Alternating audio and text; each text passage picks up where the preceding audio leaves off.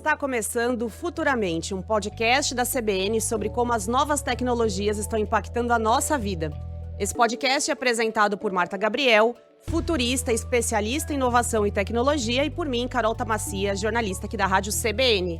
Oi, Marta, tudo bem? Hoje num outro modelo. Está online, mas estamos juntinhos, né? Com muita energia para falar de energia.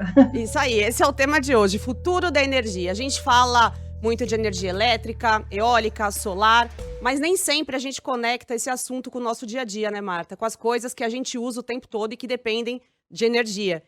Parece um tema distante, mas tem uma peça dessa história que muitas vezes passa despercebida, que são os minerais que tornam tudo isso possível. Afinal, o que vai ser necessário para sustentar essa nova demanda por energia que vem crescendo, né? Qual que vai ser o papel da tecnologia, da mineração, da inteligência artificial nessa transformação? É sobre tudo isso que a gente fala hoje, né, Marta? É isso mesmo, Carol. E é bem, assim, eu fico bem empolgada que o nosso episódio hoje é sobre energia, porque talvez as pessoas esqueçam ou não esteja no radar delas o quanto que energia é importante, inclusive para o nosso corpo funcionar, né? A gente já falou aqui várias vezes que o nosso cérebro consome de 20% a 30% da energia, sem energia a gente não consegue fazer nada, e a mesma coisa acontece com a civilização. A energia, ela é a base invisível de toda a civilização humana. Se a gente olhar a história da humanidade, a gente pode perceber ou entendê-la como a história da nossa capacidade de acessar e controlar e utilizar cada vez mais energia. Sem energia a gente não consegue, na realidade, progredir. Cada salto que a gente teve civilizacional, travou língua aqui, né? Ocorreu quando aprendemos a capturar uma nova fonte energética e transformar em progresso, conhecimento, bem-estar. Então a gente tem alguns momentos bem importantes na história da humanidade, onde a gente foi mudando a captura de energia, de forma que ela muda o combustível que a gente tem na civilização. Então, só para a gente fazer uma comparação aqui, qual foi a primeira energia que a humanidade utilizou? Os músculos, né? Então, os nossos músculos eram a nossa energia para a sobrevivência. Depois o fogo passa a ser assim, um divisor na questão energética, porque ele afeta não só o nosso cérebro, mas de forma geral o nosso organismo. Então, a gente tem uma expansão, que é a expansão cognitiva, e isso traz consequências, né, evolutivas grandes para a gente, desde lá de trás, de 40 mil anos para cá, que é quando surgem os sapiens, a gente começa a ter não mais a expansão cognitiva, mas as outras formas de tecnologia afetando o nosso desenvolvimento, né? Aí na agricultura, a gente tem energia solar, que é capturada e vai para as plantas. A gente até falou em algum momento aqui sobre como as plantas conseguem transformar luz e minerais em fonte orgânica de energia, né? Depois hidráulica e eólica, a gente começa a ter os moinhos de vento, a gente começa a ter os moinhos com água e com vento, né, as duas coisas. Depois carvão, petróleo, eletricidade, nuclear. Aí a gente começa a ter as renováveis, de uma época para cá, focando na sustentabilidade, entendendo que não é só a gente capturar energia, mas também a gente garantir que essa energia não vai destruir aquilo que a gente está construindo. A IA, né? Então a IA entra com energia para a inteligência artificial, afetando várias das formas como a gente faz a economia, hoje economia cognitiva, então precisa de uma energia diferente para a IA. E para futuro, e de agora para futuro, a gente chegou a falar em algum episódio aqui sobre fusão, que a fusão é tipo a energia do Sol, e aí seria energia quase que ilimitada e uma possível era de abundância. Então, a gente vai vendo na evolução, cada nova fonte amplia enormemente a capacidade de transformar o mundo, e qual é essa relação que a gente tem da energia com a prosperidade, né? Quanto mais a gente permite, quanto maior a relação entre consumo de energia, maior é o desenvolvimento econômico que a gente obtém. Então, se a gente for olhar países que têm mais acesso à energia, eles acabam tendo mais produtividade, mais infraestrutura, educação, sistema de saúde. Por quê? Tudo depende da energia que a gente tem. Então, sem energia abundante e confiável, a gente não tem inteligência artificial, agora a gente está falando, né, mas hospitais, internet, indústria, transporte, agricultura, a gente não tem nada, refrigeração de alimentos, que é uma coisa tão, né, básica para a gente, tratamento de água, tudo isso, telecomunicações, tudo isso depende de energia. Tanto que uma brincadeira que eu gosto de fazer, né, de pensar quando a gente está em aula ou quando a gente está em palestra, se a energia elétrica hoje no mundo acabasse, a gente não tem como manter as estruturas que a gente tem. E talvez uma grande parte da humanidade não conseguiria sobreviver, porque a nossa infraestrutura inteira é baseada na energia elétrica, né? Então, sem energia, a gente não consegue manter a sociedade moderna que a gente tem hoje. A outra coisa, a energia, ela é multiplicador da inteligência humana. O que acontece? Quando você tem um trator, né, um trator movido a energia, ele faz o trabalho de centenas de pessoas.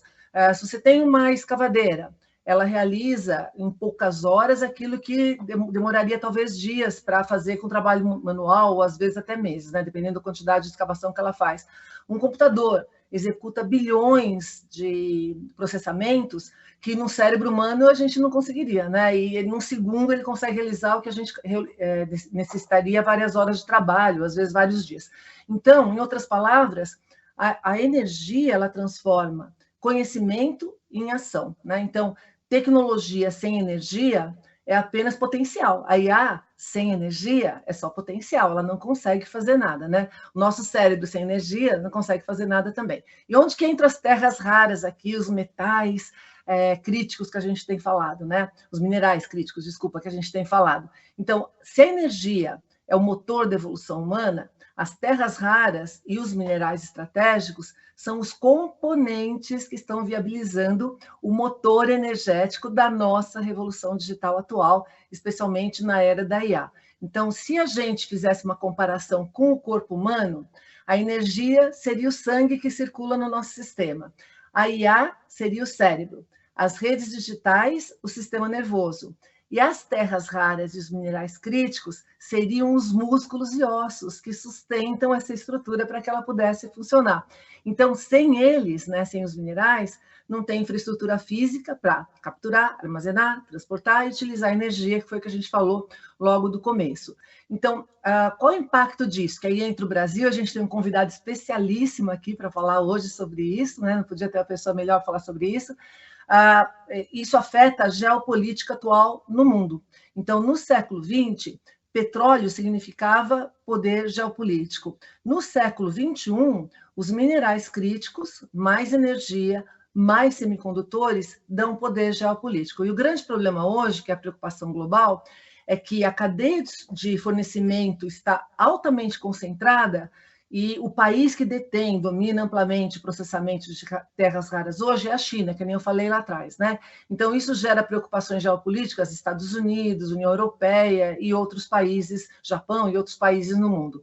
E o Brasil, né? Como é que a gente fica nessa situação? O Brasil ocupa uma posição bem interessante, porque a gente tem reservas relevantes de terras raras, a gente tem grandes reservas de nióbio, a gente tem reservas de grafite, potencial para minerais críticos e uma das matrizes elétricas mais limpas do mundo. Isso para a situação que a gente tem agora. Lembra que eu falei que sustentabilidade é muito importante, porque um dos grandes desafios das nossas próximas transições do mundo é a gente conseguir crescer, progredir, sem estragar o nosso meio de viver, né? Que senão a gente progride de um lado e a gente retrocede do outro. Então, isso, para o Brasil, cria uma oportunidade histórica. Então, no passado, muitos países exportavam apenas matéria-prima. No futuro, a grande questão vai ser se a gente, para o Brasil, pensando especificamente, se a gente vai continuar apenas exportando minerais ou se a gente vai desenvolver uma indústria de alto valor agregado baseada nesses recursos. Então, essa decisão pode influenciar a posição do país na economia global das próximas décadas. E para falar sobre isso, se a gente vai exportar os minerais, ou se a gente vai transformar, vai ter capacidade para, né, atuar mais como agente nesse processo, a gente tem um convidado muito especial agora. Pois é, a gente recebe agora aqui no Futuramente o Paulo Pires, que é diretor de Tecnologia e Inovação da Vale. Tudo bem, Paulo? Seja bem-vindo aqui ao Futuramente, é um prazer ter você aqui. Muito obrigado, Carol, Marta. Prazer estar com vocês aqui, falar de um tema tão empolgante aí, que é energia, que é tecnologia, como que isso pode transformar a nossa vida e o nosso futuro. Eu já começo com uma provocaçãozinha, que é assim, quando a gente estava na escola, a gente ouvia falar que para o futuro ser sustentável, a gente tinha que explorar menos os recursos naturais. Era quase um mantra, né, que a gente ouvia. Mas com esse avanço da tecnologia, na corrida pela energia limpa mesmo, é usado cada vez mais a mineração, né? Por exemplo, os carros elétricos, que hoje estão crescendo, as vendas estão crescendo enormemente, né? Utilizam até 6 vezes mais minerais do que os carros convencionais. Como que a gente equilibra essa equação? Bom, cada vez mais colocando conhecimento, colocando tecnologia para ajudar a gente a minerar com mais inteligência, né? Então, eu vou trazer um exemplo aqui da Vale, né? A gente hoje extrai minério de ferro na Floresta Nacional de Carajás, que é no meio da floresta amazônica ali, e a gente preserva toda a natureza em volta. Temos uma área ali de em torno de 800 mil hectares ali, e a gente consegue utilizar 3% dessa área e a gente preserva 97% da área, né?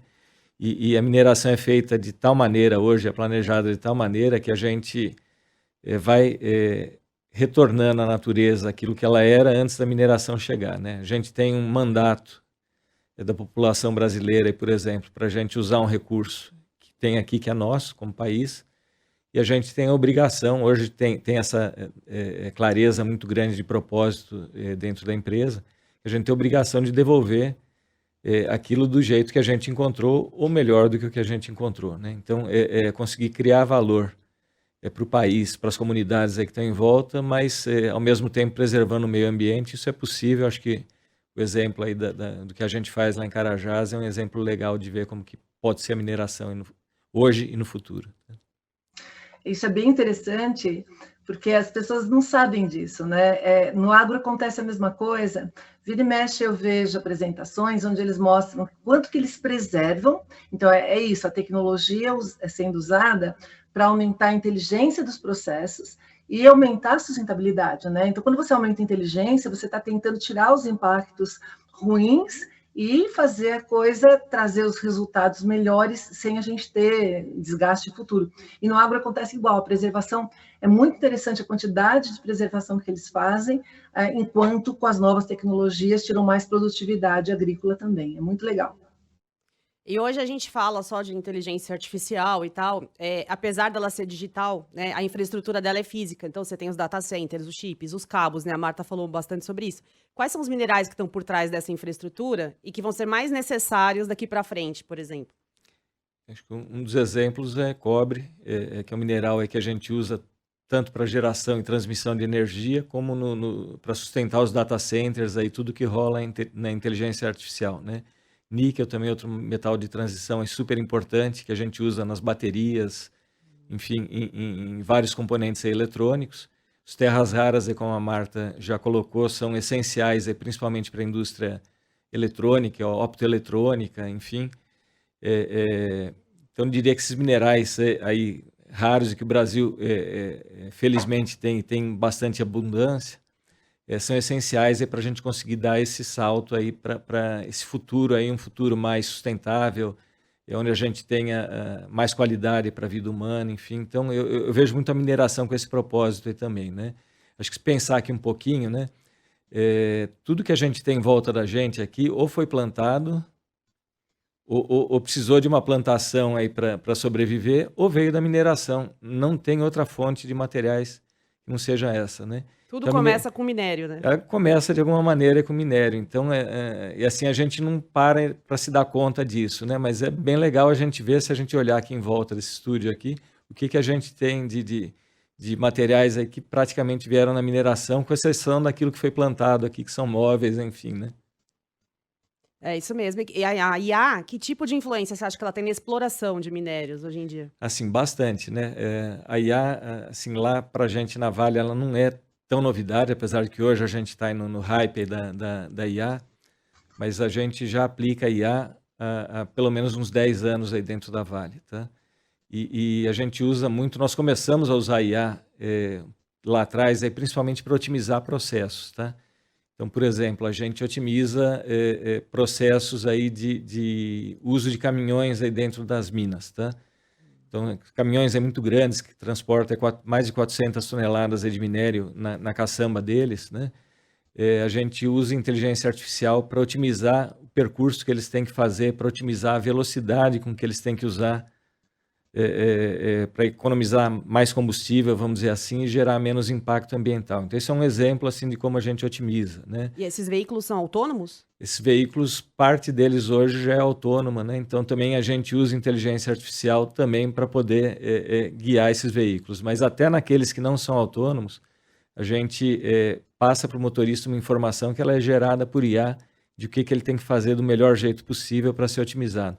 Assim, é um dos exemplos, mas a gente tem inteligência artificial, por exemplo, né? É quando a gente olha a nossa cadeia estendida, que a gente chama, né? Então, na Vale, a gente pega o mineral, né? Minera ele, coloca ele num trem, beneficia ele, né? Coloca ele num trem, transporta ele para um porto, né? E manda ele para algum cliente nosso, que pode estar no Brasil, pode estar fora do Brasil, a maior parte deles está fora do Brasil. E muitas vezes demora mais de um mês. Aí, por exemplo, quando a gente manda o minério para a China, ele vai chegar lá em mais de 50 dias, né? E muitas vezes a gente não sabe exatamente qual é o teor, quais são as características do mineral que o mercado vai estar demandando daqui a 50 dias, 50 e poucos dias. E aí como que a gente faz isso? A gente usa inteligência artificial para estar mapeando o mercado, para estar olhando o que a gente produz nas minas que a gente tem no norte, que tem um dado tipo de característica do mineral, e as outras que a gente tem na região sudeste, principalmente Minas Gerais. E a gente, por exemplo, né, tem uma operação em Oman, onde a gente pega esses minérios e blenda eles aí. Oman já está mais perto da China, olhando o que o mercado vai demandar daqui vamos dizer, umas 2 semanas que está de Oman, tá? Mas então é um outro exemplo. A gente tem diversos exemplos aí que a gente já usa inteligência artificial, né? Mas o que eu acho que assim é o grande bifurcação que a gente está tendo agora, ou o caminho que está se abrindo, né? É que com essa melhoria da inteligência artificial dos modelos, cada vez mais a gente vai conseguir criar novos negócios que hoje até nem existem, podem não existir, mas que vão ser habilitados pela inteligência artificial, como exemplo aí do internet com e-commerce, né? A gente hoje tem e-commerce porque tinha internet, né? Mas se ninguém ia imaginar um e-commerce antes de haver internet. Então tem coisas que hoje a gente não consegue vislumbrar, mas que a IA vai habilitar a gente aí a fazer como negócios novos, né? Então eu acredito muito nessa nova virada que a gente vai ter na economia mundial, enfim, na maneira como a gente vive, proporcionada pela IA como ela está hoje.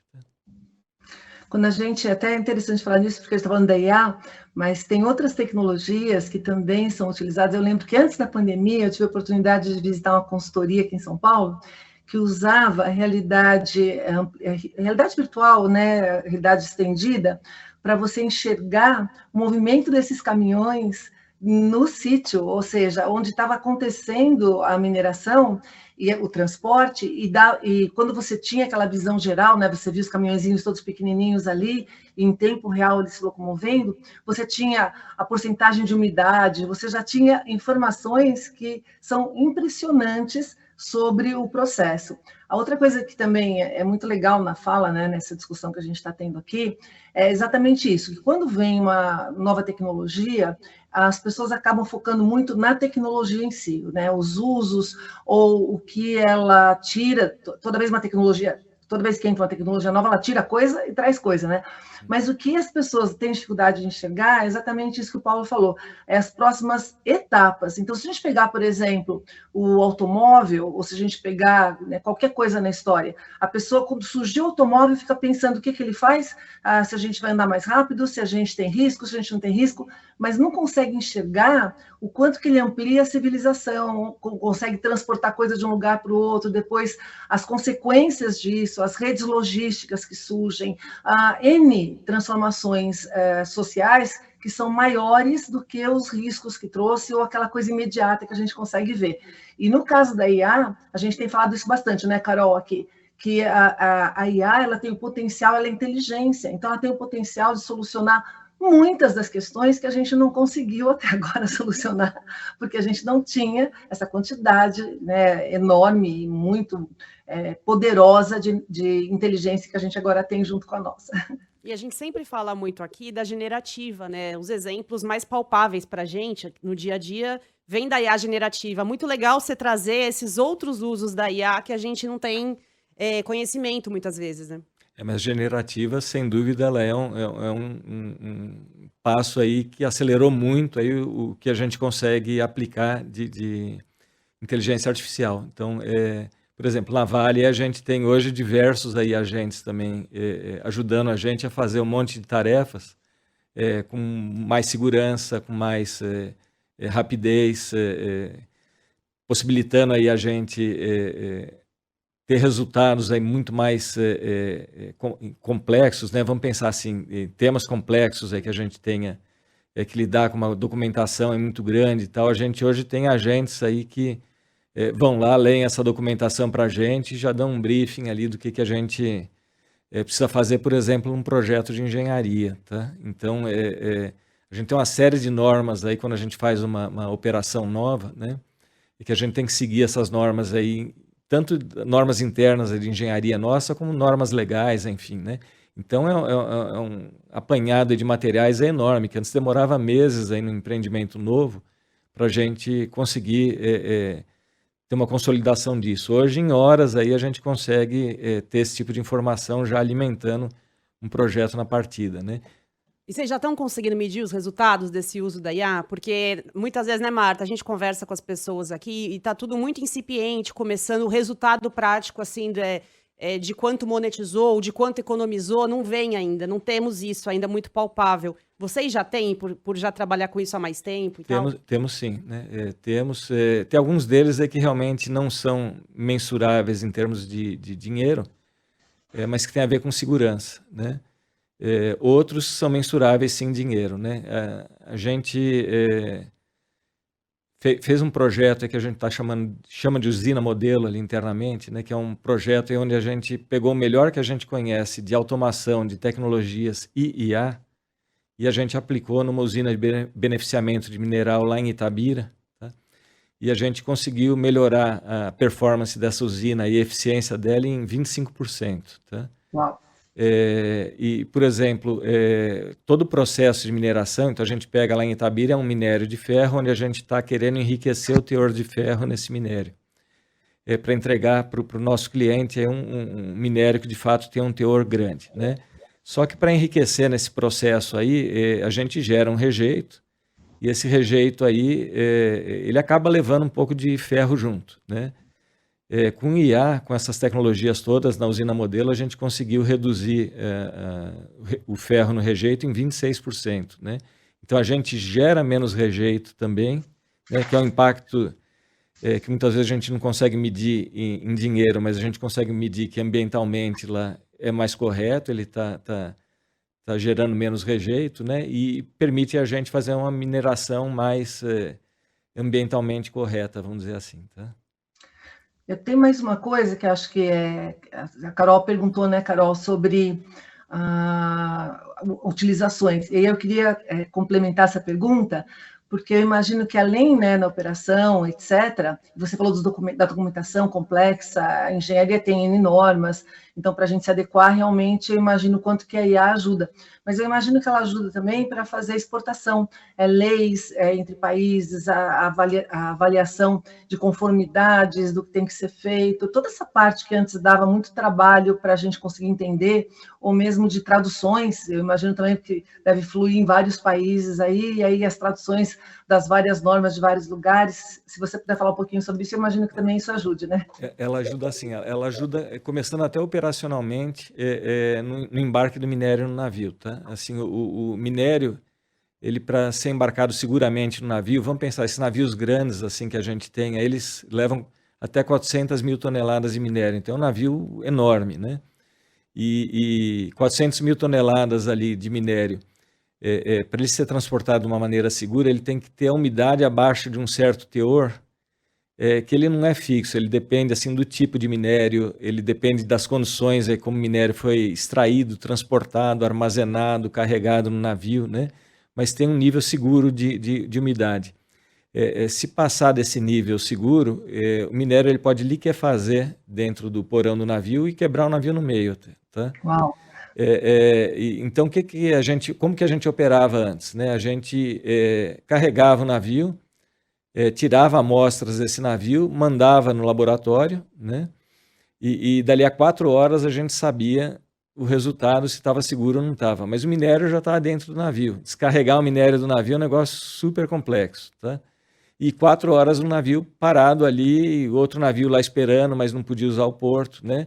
Hoje, com inteligência artificial, a gente olha o passeio do minério todo ao longo, desde quando ele sai da mina até quando ele entra no navio, e a gente consegue hoje, com uma precisão de 97%, estimar a umidade que está lá dentro do navio. A gente continua fazendo os testes laboratoriais, né? Mas hoje a gente tem um nível de confiança de 97%, que permite a gente liberar o navio e a gente faz o teste para confirmar o que a gente colocou no navio, né? E isso é só um dos exemplos, né? Mas sem dúvida, né? Como você mesmo mencionou, né?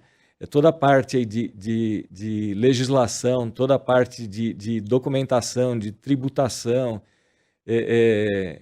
outros aspectos até de licenciamento, por exemplo, né? A gente precisa obedecer condicionantes legais, condicionantes ambientais, fazer licenciamento, né? Então, hoje a gente tem inteligência artificial ajudando a gente nessas modelagens aí também, tá? Muito legal. A mineração é um dos trabalhos mais antigos, né, que tem. Ao contrário de muita coisa que vai se tornando obsoleta, ela vai se tornando cada vez mais necessária. E aí eu te pergunto, como é que vai ser a mineração do futuro? Por exemplo, pensando em 2040, o que você acha, como diretor de inovação e tecnologia, que a gente vai ter por aí? Olha, a gente tem essa discussão aí o tempo inteiro, né? Isso faz parte da nossa pauta ali dentro da Vale, né? E a gente começa dizendo que a mineração do futuro, aquela mineração de 2040, a gente está fazendo de certa maneira já hoje. A gente está conectando com o que a gente faz hoje para a gente chegar lá em 2040 uma performance aí bacana, né? Mas eu vou começar até com um ponto que a Marta colocou ali, que é um projeto que a gente está fazendo o desdobramento dele agora aí até, né? Nós estamos colocando ele em marcha esse ano aqui, que a gente chama de ativo digital, né? Então a gente hoje pega e consegue, com os dados aí que a gente tem da mina, fazer um modelo dela que a gente usa também para fazer toda a parte de engenharia que vem depois para a exploração desta mina, tá? E a gente consegue fazer esses modelos aí hoje em formato de 3D, então a gente consegue usar a realidade aumentada, a realidade mixada, né? Para olhar e a gente ser muito mais assertivo, por exemplo, naquilo que vai ser minerado, né? Para a gente conseguir ter uma mineração de mais alta precisão, tá? E ali mexer menos aí com o que está em torno do que é o minério propriamente dito, tá? Então, a mineração no futuro, ela sem dúvida vai ser mais cirúrgica, né? A gente já tem operações nossas aí onde, por exemplo, todos os caminhões são autônomos. A gente está agora numa outra fase onde a gente está estendendo isso para as demais minas da Vale, né? A gente tem, por exemplo, a mina de Brucutu, em Minas Gerais, onde todos os caminhões são autônomos, não tem nenhum motorista lá dirigindo os caminhões. Hoje os motoristas fazem outras tarefas ali, né? Mas a gente leva a autonomia para outros equipamentos, que a gente principalmente tira pessoas ali do ambiente que é menos seguro, né? Com as plantas também autônomas, né? E aí a ferrovia e o porto também para o futuro, né? Eles vão ser cada vez mais conectados, né? E a gente conseguir embarcar mais tecnologias aí para dentro, de maneira que a gente, por exemplo, encurte o ciclo, que hoje é de mais de 10 anos, né? Entre você achar um corpo mineral lá que ele tem validade econômica para ser explorado, né?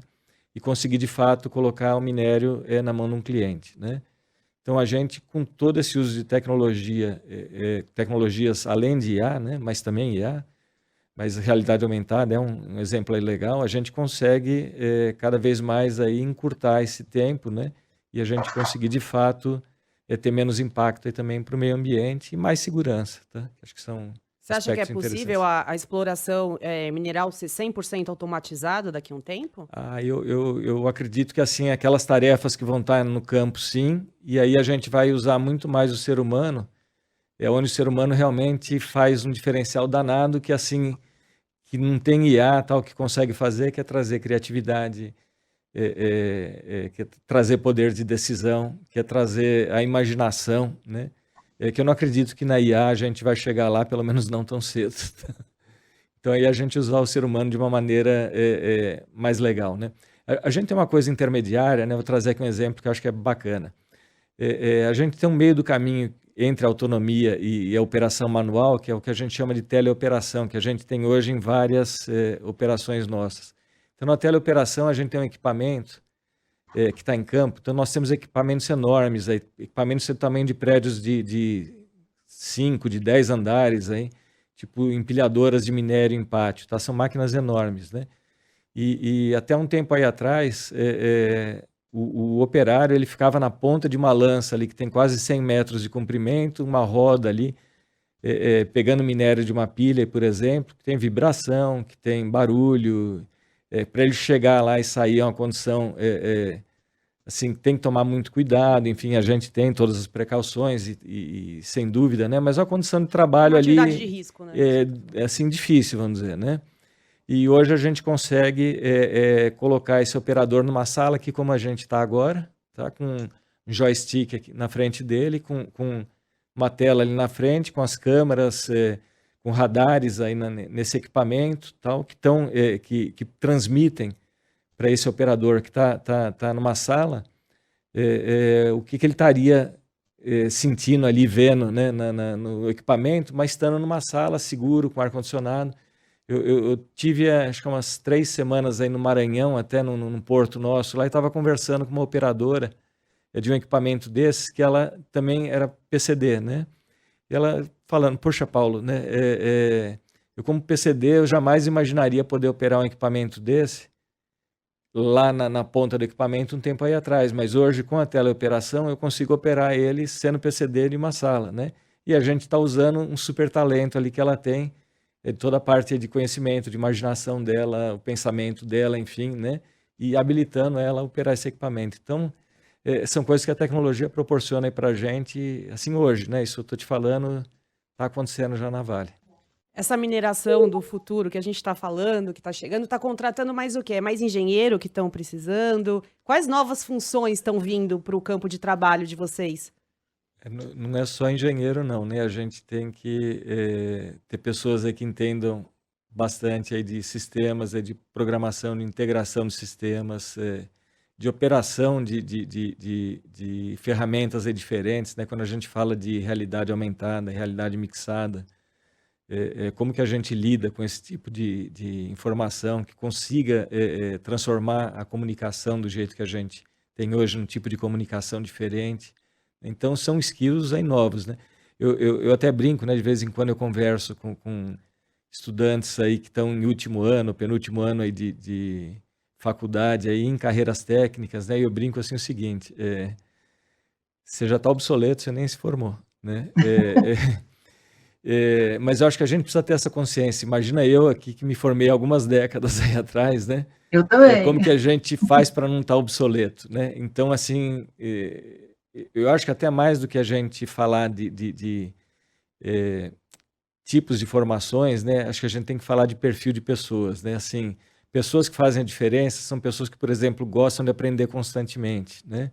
Uma pessoa que gosta de aprender, para mim, é uma característica fundamental para estar preparada para essa mudança de tecnologias que a gente está vivendo aqui hoje, né? A gente já vive há algum tempo, mas hoje está muito mais acelerado, né? Então, não tem dúvida, né? Quem está se formando hoje vai ter que estar preparado para estar aprendendo ao longo de toda a carreira que vai ter pela frente, né? Então, acho que isso é um perfil legal que, quando a gente vê alguma pessoa com esse perfil de curiosidade, querer aprender, de investigar, tal, é um bom perfil, independente até da formação. E eu vou te falar, tem pessoas das mais diferentes formações com esse tipo de perfil, que, por exemplo, trabalham lá na minha área, que é a área de tecnologia, e que não vieram necessariamente de uma formação em área de tecnologia, tá? Mas é a questão da abertura da cabeça da pessoa. Está aberto para novas coisas, né? Sem dúvida. Até porque a tecnologia fica cada vez mais fácil de usar, né? Mas você precisa ter as características para usar de maneira correta. Eu tenho um livro que fala sobre as habilidades, tanto que a gente fala muito aqui de habilidades, não mais de profissão, que você precisa ter as habilidades para isso, mas para adquirir habilidade, precisa de atitude, que é muito isso que você está falando, né? Se eu não tiver atitude de curiosidade, de colaborar, são atitudes, né? Vontade de descobrir determinados tipos de coisas que não existem, etc., de testar a resiliência, que é uma das características também, né, de você ter atitude para tentar de novo, você não consegue desenvolver as habilidades que você precisa para esse novo momento. Então, hoje eu acredito que as habilidades e as atitudes são mais importantes até do que o conhecimento, porque para a gente ter competência, você tem que ter conhecimento, habilidade e atitude. O conhecimento antes era o mais importante, né? Agora, habilidade e atitude é mais importante que o conhecimento, porque o conhecimento a gente tem abundante com as IAs. Então, olha como desloca, né, o eixo da competência para atitude e habilidade, ao invés da gente ter as competências completas. Eu concordo 200% com o que você falou. Realmente, eu acho que... Ô, Paulo, a gente teve aqui no Brasil tragédias envolvendo a mineração, né? Então, teve o rompimento da barragem de Fundão e Mariana em 2015. Em 2019, a gente teve a tragédia de Brumadinho, né? Que matou centenas de pessoas. E aí, esses outros casos ajudaram a manter uma má fama da mineração perante a população. O que a tecnologia, nessa última década, né? Quando ocorreram os desastres, consegue fazer para que situações como aquelas não se repitam hoje e daqui para frente? Bacana a tua pergunta. Isso é uma preocupação, é um tema recorrente aí para a gente lá na Vale, né? E a gente enfrenta aí com muita seriedade ele e passa aí por a gente olhar e entender o que aconteceu e realmente aprender com o que aconteceu, né? Eu venho da indústria aeroespacial, né? Se olhar bem, assim, andar de avião há 50 anos atrás era um negócio assim não tão seguro igual é hoje, né? Por quê? Porque a aviação, ela aprende com os erros, né? E o que eu acho legal, né, quando eu fui para a Vale, e eu vejo isso na empresa acontecendo até então, eu entrei na Vale um pouco depois do acidente de Brumadinho, né?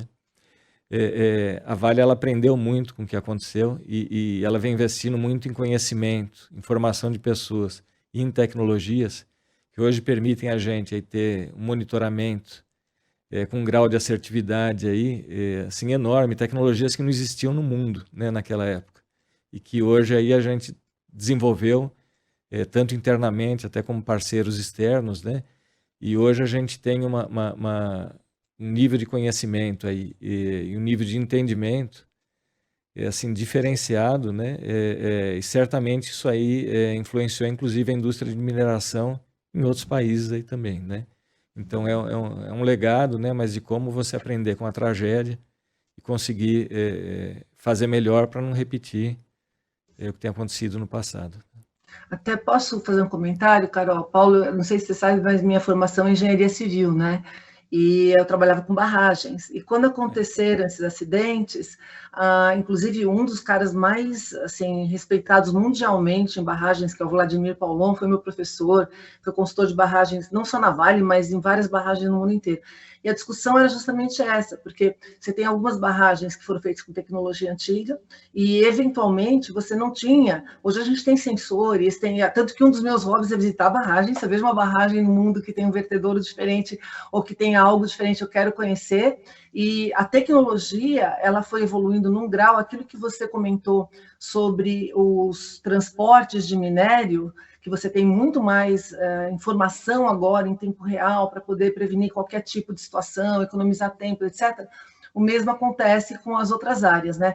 E algumas tragédias no mundo, eu tive a oportunidade também de visitar a região onde teve o acidente do Titanic, e foi aonde foi inventado o telégrafo, aquela região, né? Então tinha telégrafo durante o dia, mas não tinha durante a noite. O telégrafo salvou um monte de vidas. Então, por causa da tragédia do Titanic, que mandou as mensagens, aí eles não receberam, mas durante o dia alguém recebeu e foi lá e conseguiu salvar pessoas. Por causa disso, o telégrafo ficou obrigatório como um instrumento não só para quem é rico e quer conversar e tem dinheiro para pagar a transmissão, mas para todas as pessoas como segurança. Vazamento de petróleo, de petroleiros enormes no passado, mudou as regras de segurança, que nem você falou na aviação. Então, esse processo, se tem aprendizado, você acaba evitando um monte de outras consequências futuras, né? Então, tem que lembrar também que as obras de engenharia são feitas para durar 50 anos, e a gente tem um legado enorme, 50, às vezes mais, né? Mas tem um legado enorme de coisas que já estão aí, a gente tem que tentar preservar para dar sequência, né? Nessa direção, né, Marta? Bom, legal essa tua passagem pela engenharia civil, acho bacana, né? Eu de formação, eu sou metalurgista, e aí por um tempo eu trabalhei com automação, depois hoje mais com tecnologia, mas enfim, eu passei por alguns campos aí diferentes, mas hoje a gente tem sensores ali na barragem que alimentam centros de monitoramento geotécnico 24 horas por dia, 7 dias por semana, 365 dias por ano, com inteligência artificial ali olhando, com imagens de radar em algumas situações, com análise de imagens de satélite também. Então, é um conjunto de dados bons, né, que a gente tem hoje e modelos que a gente tem com tecnologias que foram desenvolvidas, né, mais recentemente, que de fato aí a gente hoje consegue ter um nível de segurança diferente por conta disso. Muito bom, Paulo. Para a gente finalizar, você pode dar para a gente uma dica de um filme, uma série, um livro? Olha, tem um livro aí que eu ganhei de um amigo meu, até que foi um escritor aí do livro, Michael Greaves, que chama Virtually Perfect, que eu estou relendo ele até agora, porque como a gente está implantando esse projeto aí de ativo digital, e eu estou voltando a esse assunto aí, trazendo essa tecnologia lá na área industrial para a mineração. Então, o Michael, ele foi o cara que desenvolveu o conceito de gêmeo digital dentro da NASA, né? Quando a NASA começou a ir mais firme na exploração da Lua e de outros satélites, enfim, planetas, perdão, e ele conceituou, então é bem legal, eu estou revendo, porque acho que traz insights aí diferentes, então eu estou revendo, né? Sério, olha, eu tenho uma série que eu também já vi algumas vezes aí, e acho que conecta um pouco com esse assunto aí que a gente falou de como a gente lidar com uma crise e até aprender e prevenir a crise. Eu recomendo até todo mundo no meu time que veja, o pessoal vê, é a Fukushima, uma série que conta aí do acidente nuclear da usina lá no Japão. E acho que tem muito aprendizado bacana lá também para a gente que lida com tecnologia em aplicações críticas. Muito bom. Eu também tenho uma dica, Carol, de série. Vamos lá, Marta. Aí para energia, tem uma série de ficção científica, mas os aprendizados de energia lá são incríveis, que é Stargate SG-1. É uma série de 1997. Eles têm um portal que eles, na realidade, buscam novas formas de energia para poder continuar fazendo coisas. Imagina, ó, hoje a gente tem situações que você não consegue fazer determinadas coisas porque não tem energia suficiente. Então, se você tiver mais energia, você passa para um outro patamar. Até para fazer viagem interestelar ou intergaláctica, seja o que for, você precisa de energia para continuar. Se você não tem como captar energia, como é que acaba o combustível no meio do caminho, você não tem forma de gerar? Então, essa série é espetacular e ela lida, é que nem eu sou super fã, todo mundo sabe aqui, de Star Trek, ela lida com as questões éticas disso, quando que você depara com novas formas e os impactos que ela tem. Então, eu recomendo muito, são 11 temporadas, a tecnologia de filmagem ainda é antiga, mas os conceitos dessa série são espetaculares também, eu recomendo. Muito boa conversa, um super aprendizado aqui para a gente hoje. Paulo, muito obrigada por ter vindo, por ter aceitado o nosso convite e participado aqui da conversa, viu? Foi um prazer, Carol. Muito obrigado pelo convite. Você e a Marta, foi um prazer conversar com vocês e aprender também com vocês aqui sobre energia. Muito bom. Ô, Marta, vamos para aquele nosso quadro agora, para ativar nosso radar. O que a gente precisa prestar atenção? Sinais de futuros. Ó, a gente tem, a gente falou aqui das energias, né? Falamos dos minerais críticos, terras raras, etc. Mas tem uma energia que está sendo bastante focada, que é a fusão nuclear que eu tinha falado, e além disso, a captura de, então, sinais de futuros, né?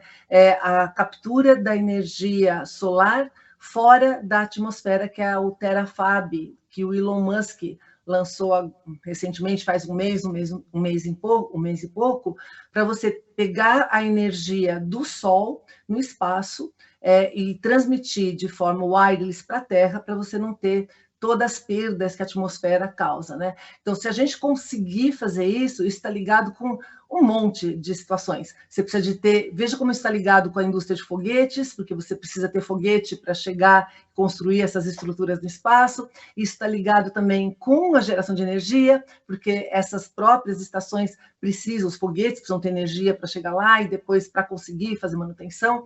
Então, a gente deve estar no verge de muitas transformações, então, para futuros, muitas transformações, muitos sinais estão acontecendo aqui de transformações energéticas que podem ajudar a gente a dar o próximo salto.